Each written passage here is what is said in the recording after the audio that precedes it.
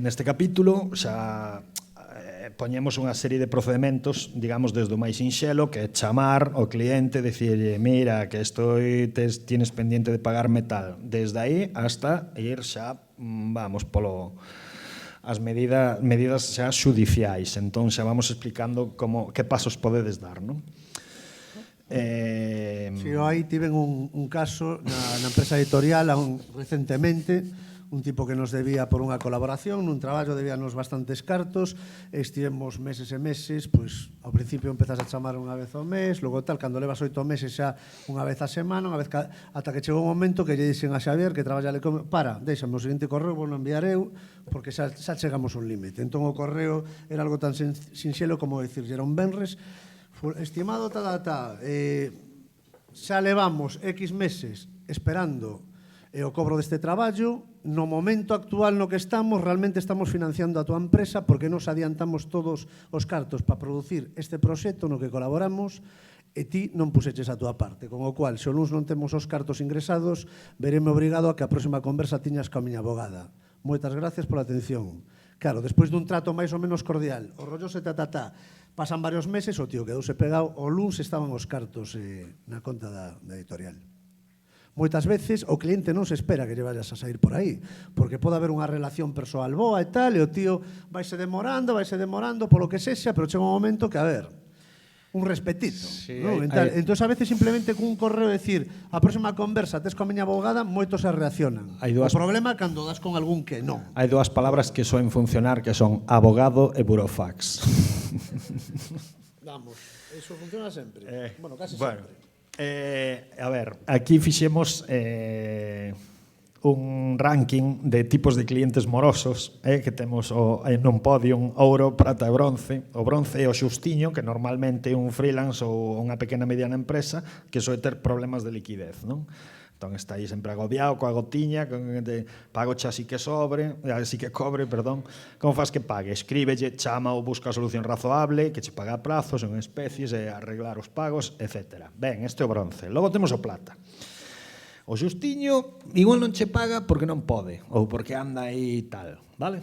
Ben, logo temos o neglixente, que é o que non che paga porque non lle dá gana, ou por pura desidia. Como recoñecelo? Mal xestor, arrastra débedas por desidia, amnesia, ineptitude ou porque sí.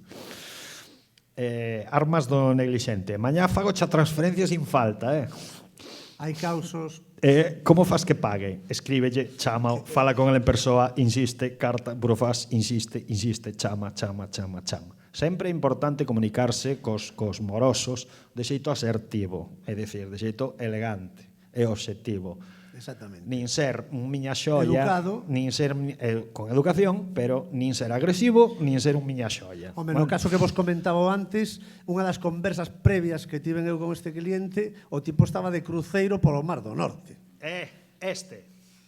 Claro, dicir, que agora estou de tal...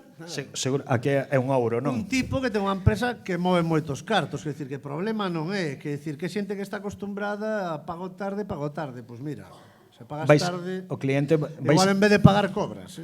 Vai ser un pufeiro tipo ouro, non? Claro, como este. Sí, será tipo ouro. Este é o tipo ouro que é o super pro do sablazo, é o típico que normalmente ven medio disfrazado de emprendedor ou entrepreneur, que sería agora.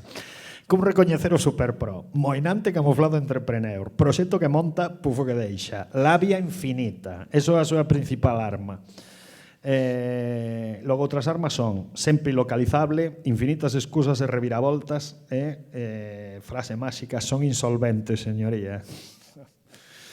Como faz que pague? Con axuda profesional e dores de cabeza. Axuda profesional legal, abogados, claro, ou asesores. Mellor previr que lamentar, evita traballar con el. Destes hai bastantes, lamentablemente, e ademais viven, o sea, o seu sistema é aproveitarse de freelance, non? Freelance é de xente creativa, normalmente nova, o sea, se alimenta da ilusión, non?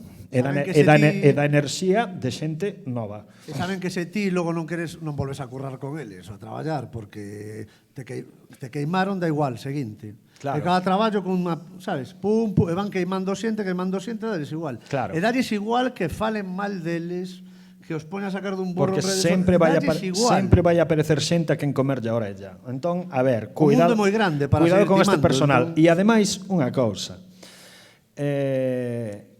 o cliente amoroso, o bufeiro ouro, sempre vai aparecer camuflado de bronce a hora de cando desaparece para pagar, sempre vai aparecer camuflado de bronce. Mira que estou moi xustiño, que ahora temos tal e que nos entran uns cargos, non che podemos pagar.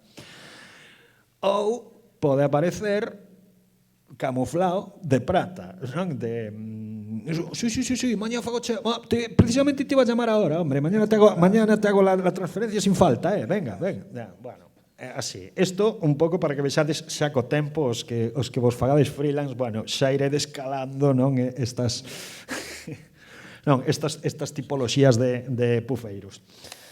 Vale, un recurso que temos na Guía Ninja, un modelo de carta formal de reclamación, vale? Para, no caso de que teñades que poñervos en contacto serio con moroso, donde xa aparece vía xudicial, o que decíamos antes, abogado, vía xudicial. Non, que son cousas que xa soen poñer un pouco firmes a xente. Isto é dunha campaña dun sindicato de freelance americano que hai un movimento asociativo moi forte de profesionais freelance en Estados Unidos, entón fixeron unha campaña sobre o impago, que era un problema, era un dos principais problemas dos freelance, sobre todo a xente nova, non, ali en Estados Unidos. Entón din aquí, como de doloroso debería ser cobrar. Entón pon un masaxe, a picadura dun bicho, unha bola de neve estampada na cara, ou unha pedra do ril polo conducto, non? Da uretra. Entón, bueno, xa vedes que todo terrache país e que en todas partes cocen fabas, en Estados Unidos, vamos, son xa as mismas lerias que aquí.